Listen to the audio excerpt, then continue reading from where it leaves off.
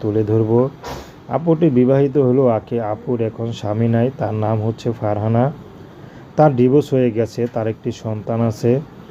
তো গরিব বাবা রিক্সা চালাতো, তো মা পরের বাসায় কাজ করতো।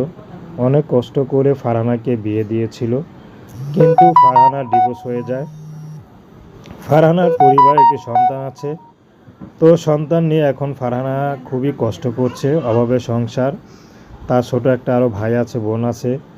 এগুলো চালাতে তার রিক্সাওয়ালার বাবার খুব কষ্ট হয়ে যায়। এর মধ্যে ফারহানা তার বাবাকে মানে সন্তানকে নিয়ে আবার তার বাসায় উঠেছে। তো ফারহানাকে নিজেকে বোঝা মনে করছে, কারণ অভাবে সংসারে এখন ফারহানা কী করবে, কোথাও তো যাওয়ার জায়গা নেই। বিয়ে করলো অনেক শখ করে, কিন্তু স্বামীর ঘরে জায়গা হলো না, শ্বশুর শাশুড়িও তাড়িয়ে দিয়েছে। তো ফারহানা এখন ইউটিউবে এসেছেন, যদি ভালো একজন মানুষ পায়, মধ্যবয়স্ক বিবাহিত পুরুষ পেলেও ফারহানা বিয়ে করতে রাজি আছে, যদি তার সন্তানের দায়িত্ব নিতে পারে।